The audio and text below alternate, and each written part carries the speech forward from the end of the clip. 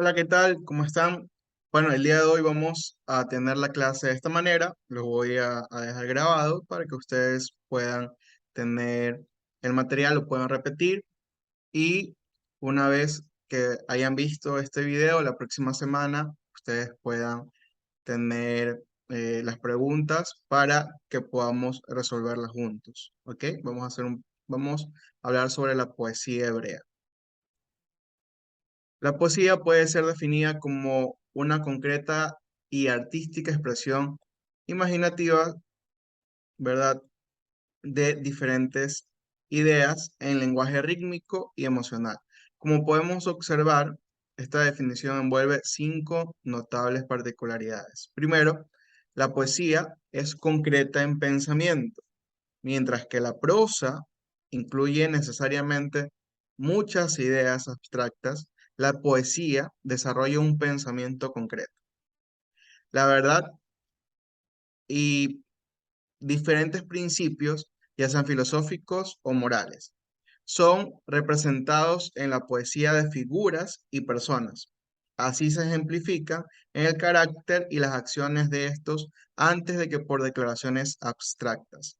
La verdad poética presenta la verdad en forma de cuadro y de acuerdo a la imaginación más que a la razón. En otras palabras, eh, es la poesía, sobre todo la hebrea, es concreta, no tiene que ver con diferentes figuras, sino que se basa en una sola verdad. También la poesía hebrea es artística en su forma, no solo su acento melodiosamente logrado, sino también por la extensión de líneas y su agrupación de estrofas. El arreglo en el ritmo, la recurrencia de coros y refranes y muchas otras figuras artísticas son frecuentemente introducidas en la poesía hebrea. El paralelismo hebreo y el arreglo alfabético o acróstico de versos y párrafos en muchos de los salmos son ilustraciones de esta cualidad artística. También debemos entender que la poesía hebrea es imaginativa en substancia. La poesía es el selecto fruto de la imaginación, ¿verdad? Ella es una ficción en substancia, no una formación, sino más bien una creación de la mente humana. Los poetas hebreos eran sumamente imaginativos y en su momento de éxtasis poético describen la participación de la naturaleza en el culto, así como la felicidad.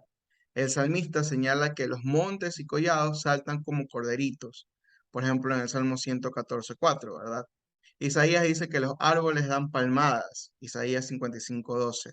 Acerca de este carácter imaginativo de la poesía, el erudito Guillermo Ross ha escrito que las personas de imaginación penetrante y viva son las que mejor entienden y aprecian los libros poéticos. Los que no poseen una mente poética ni cualidades emotivas quedarán algunas veces perplejos ante la poesía bíblica, pero preferirán la historia.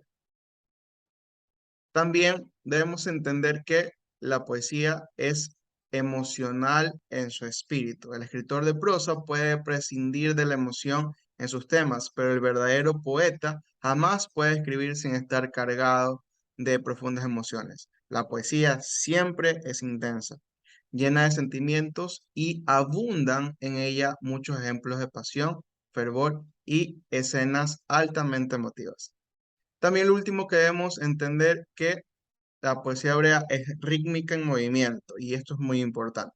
¿Por qué es tan fácil sacar una canción de la Biblia? Bueno, porque la mayoría de la Biblia que tiene poesía es rítmica. Entonces, aunque la traducción pueda ser diferente,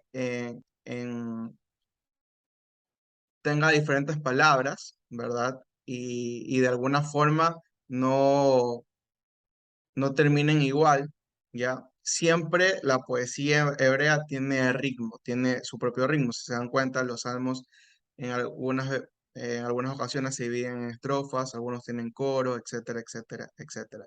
El arreglo de las palabras en un poema está totalmente diseñado para enfatizar el lugar en donde se pone el acento o donde está la sílaba más aguda, todo con el fin de que sea más placentero al oído. Aún las consonantes y vocales de las palabras son cuidadosamente dispuestas para hacer la obra más melodiosa, mientras que todo esto puede ser observado en algunas medidas en la prosa.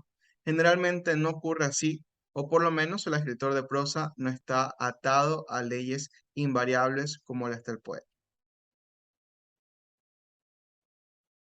La poesía hebrea o el género de poesía hebrea se debe entender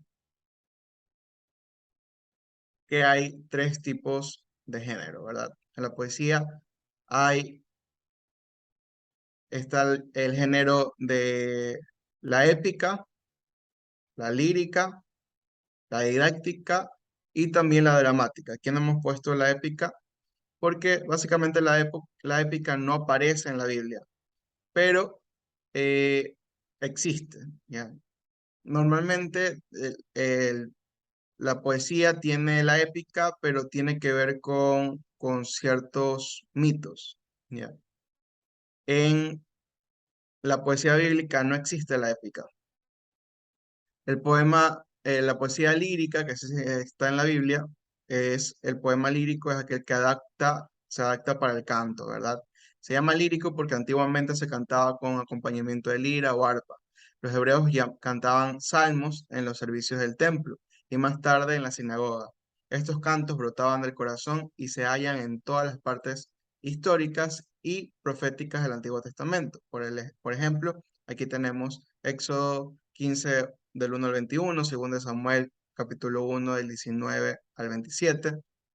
En la clasificación de la poesía lírica debemos considerar los salmos, cantares y lamentaciones, además de una serie de poemas aislados que tendrían un propósito lírico, por ejemplo, el Cántico de Débora y Barak en Jueces 5, 1 al 31. La poesía didáctica también es de tipo de poesía, tiene el propósito de enseñar. Dentro de esta clase de poesía se debe considerar al libro de Job, el cual procura dar respuestas al problema del sufrimiento de los justos. Debemos entender que esto es un libro poético, por lo tanto no podemos tomarlo de carácter totalmente histórico. No quiero decir que no haya existido un Job histórico, solamente digo que el libro es poético. Y aunque algunos también incluyen a Job dentro de la poesía dramática, que debemos entender que esta poesía en Job está dividida en dos maneras, tanto en didáctica como dramática. En esencia, la verdad es didáctica, pero en la forma de transmitir es dramática. Dentro de la poesía didáctica se incluye toda la literatura nómica, ¿verdad? O sea, de sabiduría, ¿ya? Se dice nómica de los poetas que escriben a componente. Es decir, que componen básicamente sentencias y reglas de moral en forma breve.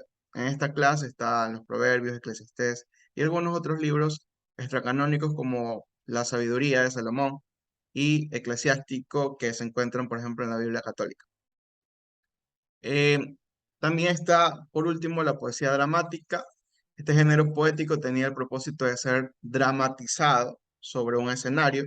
De acuerdo con esto, la Biblia no tendría poesía dramática en su forma pura. Sin embargo, hay elementos de dramatismos en los libros de Job y Cantares. Incluso en cierta parte de los libros proféticos hay cierto dramatismo. Así que, aunque Job y Cantares pueden ser usados, ¿verdad?, como dramas en un escenario, no están directamente estructurados para hacer el drama, sino para leerlo como una poesía dramática. Ahora vamos a ver las características de la poesía hebrea. Yo me voy a hacer más pequeño para no interrumpir acá.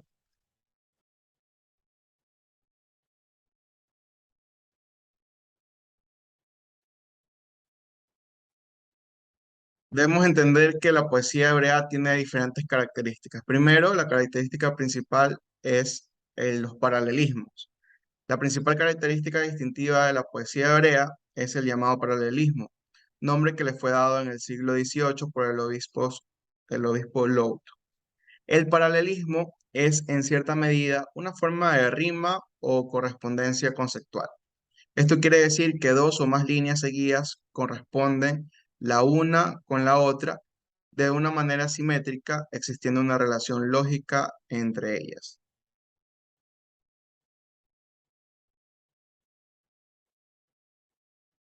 Un ejemplo de esto lo podemos ver en un Salmo 1, ¿verdad? Donde este salmo de estructura es quiásmico, que también se puede decir que tiene que ver con lo que se estaba mencionando hace un momento sobre los paralelismos, ¿verdad? Entonces, por ejemplo, bienaventurado el varón que no anduvo, ¿ya? En consejo de malos, ni estuvo en camino de pecadores, ni sigue en encarnecedores se ha sentado, ¿ya? Será como un árbol, ¿ya? Entonces, bienaventurados el varón que no anduvo. Hay contraste con no así los malos, ¿ya? Si se dan cuenta, la estructura es A con A.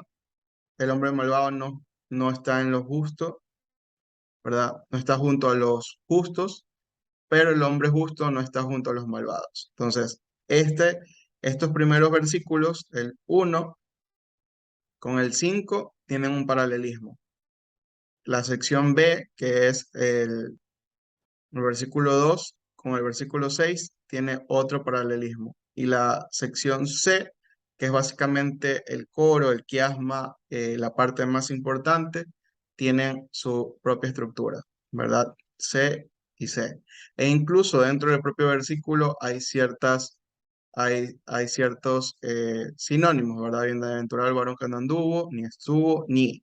Ya. Entonces, no anduvo, no estuvo, ni lo otro sino, que son sinónimos, ¿verdad? Sino que en la ley de Jehová está su delicia y en su ley medita de día y noche. Entonces, son sinónimos, se manejan de esa manera. A esto nosotros le llamamos paralelismo. Algo que es muy importante recordar es que todo paralelismo en la Biblia tiene una intención clara. ¿Y a qué me refiero con, con intención clara? Que todo paralelismo en la Biblia es hecho a propósito.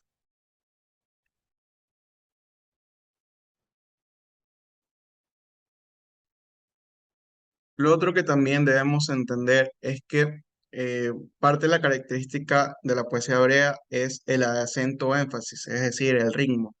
Eh, Como ya mencionamos hace unas diapositivas pasadas, casi todos los salmos tienen cierto ritmo que lleva un acento. El erudito F.C. Aislinn ha determinado el ritmo como la repetición armoniosa de las relaciones sonoras fijas.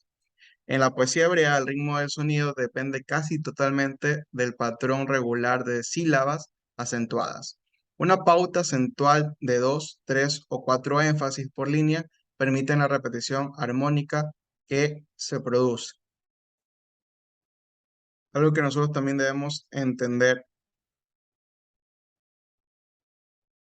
es que estos énfasis, ¿verdad?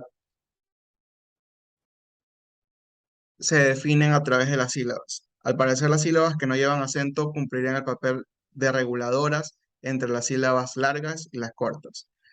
Otros estudiosos no están totalmente seguros del rol que cumplirían las sílabas no acentuadas, mientras que otros consideran inicial determinar el número permitido de sílabas no acentuadas para la investigación de los salmos. El número y la disposición de las sílabas inacentuadas no tienen influencia directa, pero tienen un porqué. Lo más acertado es al respecto esperar investigaciones futuras, pero siempre debemos nosotros entender que aún el Señor en intención pone los detalles con un ánimo, ¿verdad? De que sea descubierto. Por eso, 2 Corintios nos advierte que nosotros vamos a tener diferentes revelaciones en el futuro por medio del Espíritu Santo a través de la profundidad de la palabra. Otra característica es el acrosticismo, que es una característica secundaria de la poesía hebrea. Esta consiste en que cada línea o un número determinado de líneas comenzaría con letras sucesivas del alfabeto hebreo, del alefato hebreo, mejor dicho. El Salmo 119 es un maravilloso ejemplo, ya que cada línea en una sección de 8 líneas empieza con la misma letra. En este salmo se utilizan las 22 letras del alfabeto hebreo en las sucesivas secciones. Y podemos encontrar otros ejemplos de los acrósticos en el Salmo 9, 34 y 37. También en Proverbios capítulo 31, versículo del 1 al 10, en el libro de Lamentaciones. ¿Por qué los poetas hebreos usaban los acrósticos? Lo más probable es que este fuera un recurso para facilitar la memorización. Era un recurso mnemotécnico, mejor dicho. Otro propósito sería también su forma artística para lograr todo esto. Y lamentablemente estos dos propósitos se pierden por completo en la traducción. Entonces, eso es lo malo. Algo que también nos ayudaría es que ciertas Biblias de estudios tienen en el inicio la letra del alfabeto hebreo con la que empieza o la rima o el versículo. Y algo que es muy importante dentro de la poesía hebrea es su lenguaje figurado y expresión emocional. La poesía hebrea es riquísima en el uso de figuras literarias. En ninguna parte vemos el genio de la poesía hebrea en forma más evidente que en el empleo de imágenes. Los poetas de la Biblia utilizan símiles y metáforas derivadas de todo cuanto el ser humano pueda captar a través de sus sentidos. Señala que difícilmente puede ser superada la imaginación de los poetas del Antiguo Testamento, enriquecida por el influjo de la inspiración divina. Además de la riqueza retórica, los poetas hebreos hablan con el corazón rebosando de emoción. El teólogo declara fríamente que el hombre tiene la necesidad inherente de conocer a Dios, pero el poeta exclama, como el ciervo brama como por las corrientes de las aguas, así clama por ti, oh Dios, el alma mía. Salmos 42:1. Es la misma verdad, pero en diferente forma. Ahora sí, vamos a ir a lo que más nos gusta en este curso, ¿verdad? Las pautas sobre la interpretación bíblica. Vamos a hablar sobre las diferentes pautas en los diferentes libros del Antiguo Testamento. En este punto nos proponemos entregar una serie de pautas que puedan ayudar al momento que el lector se encuentre ante un determinado pasaje poético y debido a lo vasto de tal magnitud, ¿verdad? En el Antiguo Testamento, procederemos a dividir por libros la literatura poética. Entonces vamos a empezar por uno de los más comunes en estudiar, que es el libro de Job. Primero, para estudiar el libro de Job, debemos reconocer que en los labios de Job y sus consejeros brotan muchos consejos y conclusiones erróneas. No podemos tomar un versículo aislado nunca de Job, diciendo que ese versículo es directamente una verdad inamovible de la palabra de Dios, eh, puesto que los amigos de Job le dan muchas declaraciones erróneas. Eh, Incluso Job, al momento de discutir con Dios, habla muchas aseveraciones bajo su simpleza mental.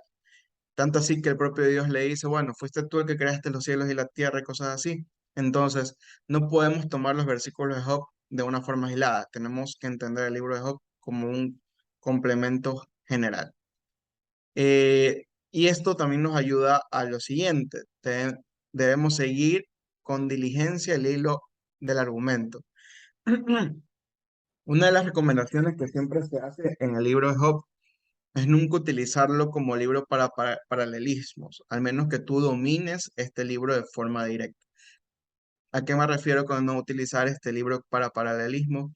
Es que no podemos nosotros utilizar versículos aislados de Job para responder o para hacer doctrinas con otro versículo. Entonces, tal vez Job está diciendo erróneamente que él nunca pecó, un ejemplo, y más adelante la Biblia dice que todos pecaron.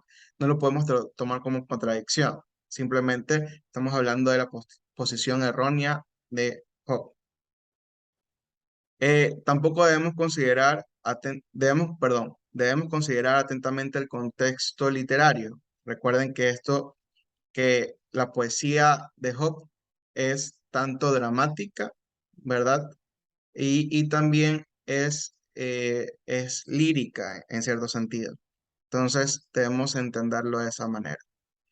Tener siempre presente el propósito del autor. Entonces, el propósito del autor en Job era hablar sobre la paciencia en las dificultades, ¿ya? Y también cómo Dios se muestra en nuestras dificultades, por qué Dios permite las dificultades, o por qué Dios permite que seamos probados. Evítese ver en determinados pasajes más de lo que realmente significan.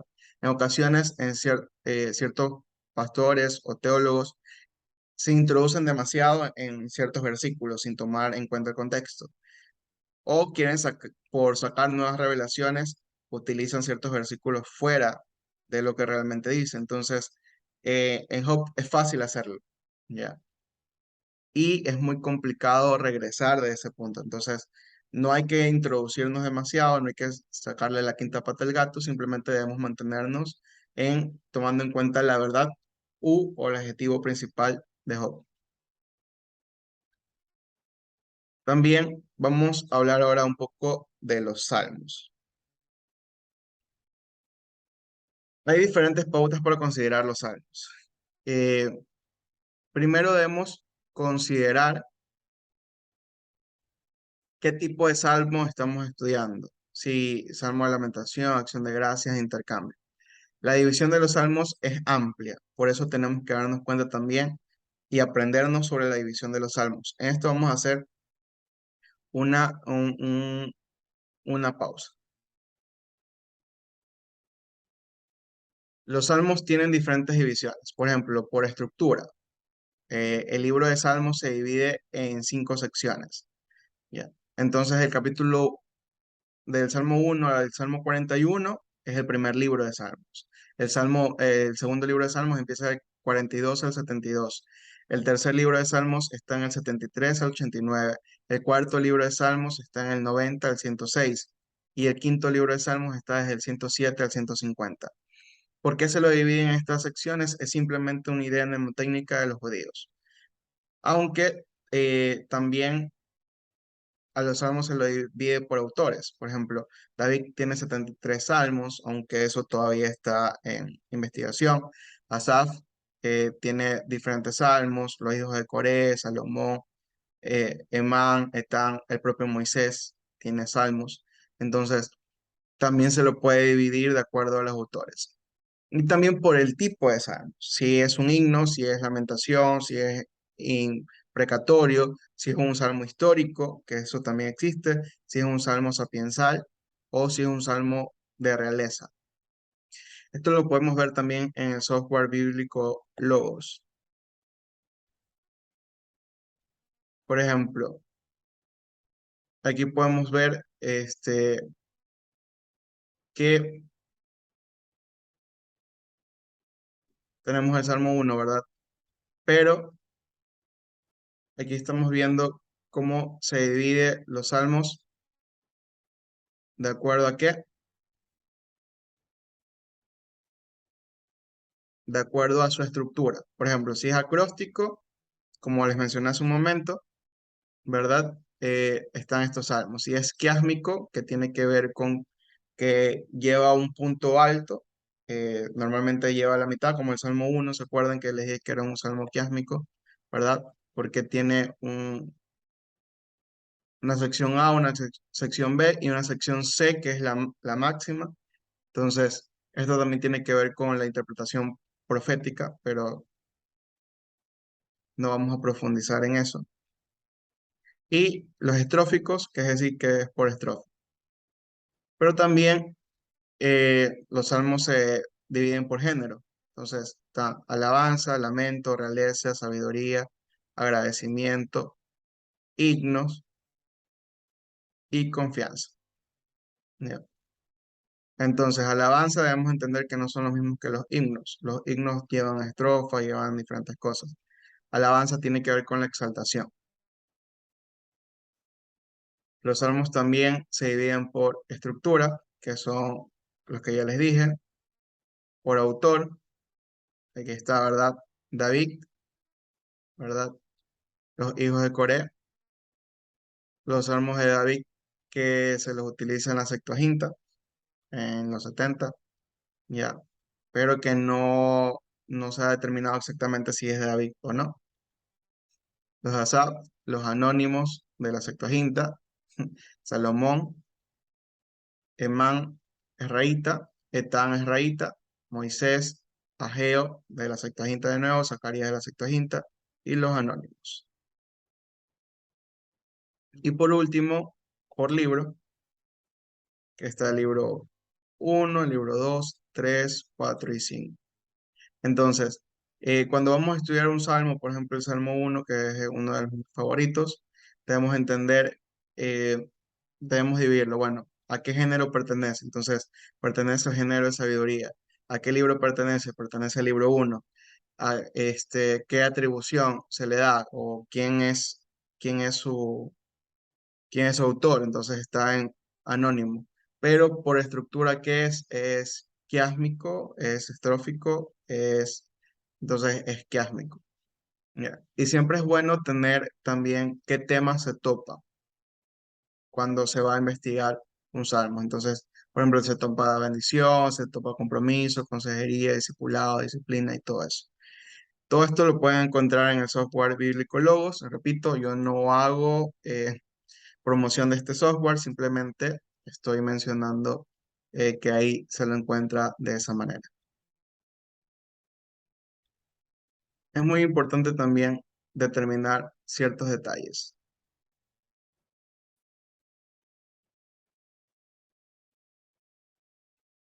Cuando hablamos de tomar en cuenta ciertos detalles, debemos entender que cada salmo se debe estudiar como una unidad literaria, aparte de otro. No tiene eh, no tiene un orden en sí. No significa que el anterior tiene una conexión directa con el siguiente. Pueden estar hablando de un tema y luego saltarse a otro. Pueden estar hablando de un autor y luego saltarse a otro. Entonces, un salmo es una unidad literaria única. También debemos entender o tener en consideración que tienen conexiones históricas. Es más, ciertas profecías mencionadas en en el Nuevo Testamento con respecto a Jesús tienen que ver con ciertas cosas tomadas de Salmos. O incluso ciertas enseñanzas de Jesús tienen que ver con ciertas referencias a Salmos. Debemos tener también en cuenta el estado psicológico del autor. No es lo mismo un David en una cueva escribiendo un salmo, a David como rey en su palacio escribiendo un salmo. No es lo mismo a David escribiendo un salmo cuando era pastor en medio de las ovejas, sin una responsabilidad directa, sin saber que era el ungido del Señor, a David después de haber ganado a Goliat. Entonces, son diferentes estados psicológicos del autor. Y también debemos distinguir entre lo que es confirmación de la palabra de Dios y lo que es respuesta a la misma. Eh, no es lo mismo la confirmación de la palabra de Dios. ¿Ya? Eh, ¿Qué queremos decir con esto? Ciertos salmos confirman o son testimonio interno de la Biblia. ¿Ya? Esto no, y otros salmos son respuestas a oraciones del autor. Entonces, por ejemplo, me libraste, me salvaste de mis enemigos o algo por el estilo. Y otros son acentuaciones del propio escritor diciendo, Señor, tú prometiste librarme de mis enemigos, el que habita bajo el abrigo del Altísimo morará bajo la sombra del Omnipotente, etcétera, etcétera, etcétera. Y algo también que debemos entender, como vimos hace un momento, es que no todo salmo es escrito por David. Lastimosamente la gente tiene ese eh, mal pensamiento o pensamiento erróneo. Entonces debemos entender, por ejemplo, hay ciertos salmos de los hijos de Coré, ya, que hablan sobre anhelo estar en tu presencia, y era porque ellos eran levitas, pero eran levitas que servían afuera del templo, no dentro del templo, no dentro de la presencia de Dios, no cerca del lugar santísimo, sino que servían en la parte de afuera de la tienda del templo. Entonces, para ellos eso era un anhelo, que algún momento llegar a servir dentro en la presencia de Dios. Y también debemos considerar el contexto teológico de la época, que siempre es importante en todo esto, ¿verdad? Especialmente con respecto a los salmos imprecatorios. Ahora sí, pautas para hablar sobre el libro de Proverbios o estudiar el libro de Proverbios. Primero debemos determinar si el lenguaje usado en el texto es literal o figurado. Hay proverbios que te demandan algo directo y hay otros proverbios que simplemente están utilizando un lenguaje figurado para interpretar una ley o dar a conocer una sabiduría. También debemos considerar el contexto, cercano o remoto. Y cuando hablo de contexto cercano o remoto, es todo lo que tiene que ver con el escritor. Ya. Eh, Aunque los proverbios no tengan de cierta manera un contexto el uno al otro, un versículo del uno al otro, un versículo puede estar hablando de una cosa y el otro, debemos entender que el autor lo está escribiendo por su contexto, por lo que está viendo a su alrededor, por lo que está viviendo su pueblo. También debemos distinguir lo que es expresión de verdades absolutas y lo que únicamente se refiere a verdades relativas, como lo mencionamos al principio.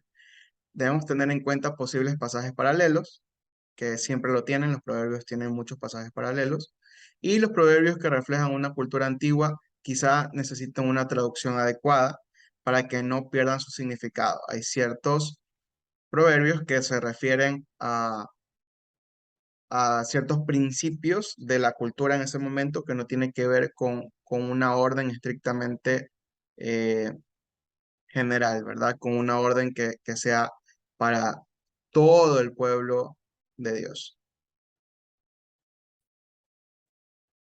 Ok, también debemos estudiar el libro de Eclesiastés, debemos comprender la naturaleza y el enfoque en el cual el autor y Cantares, perdón, Eclesiastés examina la experiencia de la vida y la muerte.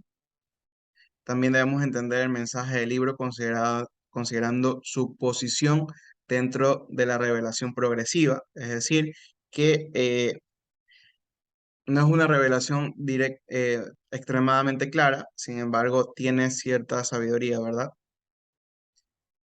Y debemos reconocer las visiones locales y subjetivas de la vida que hay en el texto, a las cuales no debe dárseles carácter universal.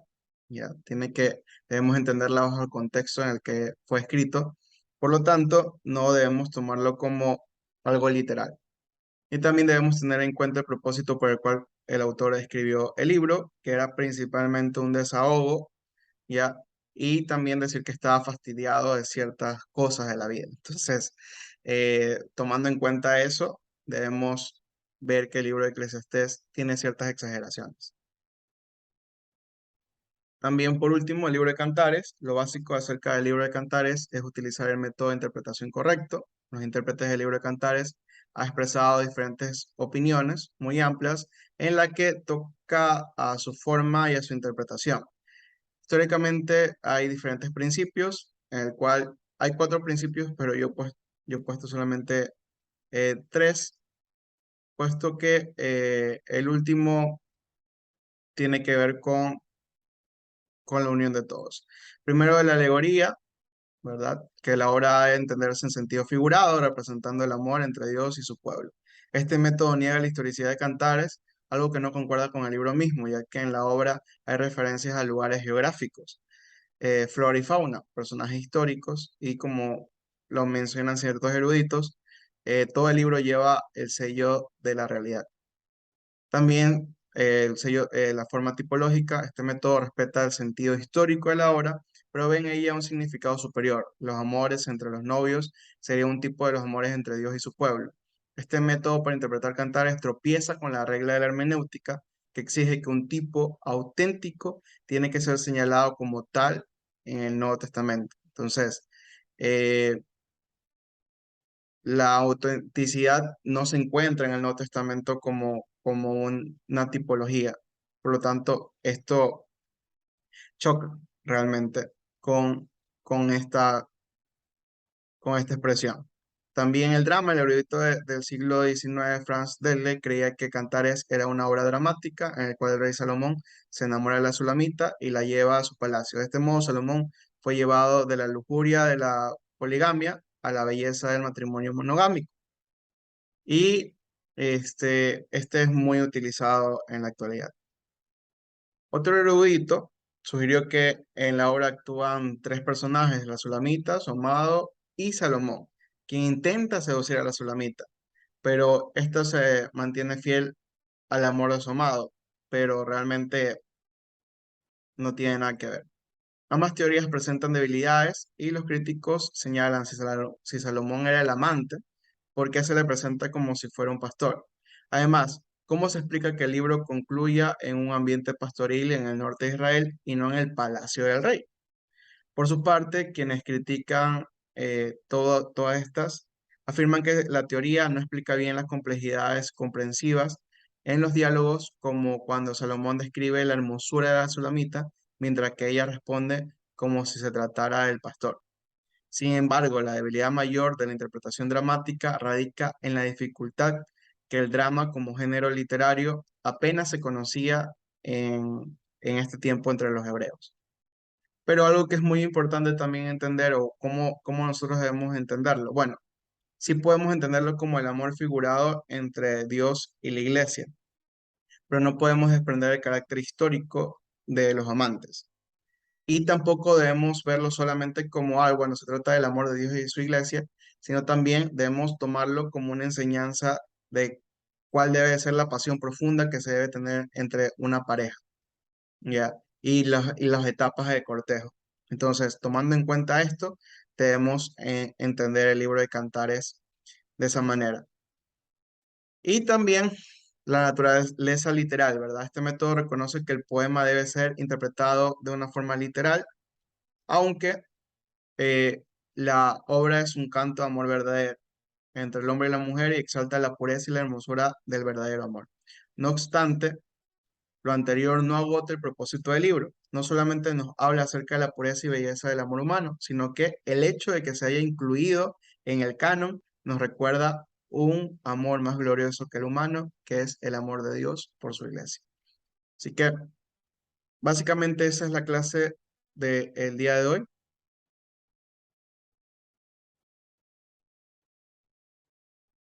Hoy estuvimos hablando un poco sobre la poesía hebrea. Me gustaría, por favor, que dejen en los comentarios del video qué les pareció. Y también me gustaría que si tienen ciertas preguntas para abordarla en la próxima clase, lo hagan, por favor. Dejen aquí abajo las preguntas y nos vemos la próxima semana en las clases. Bendiciones.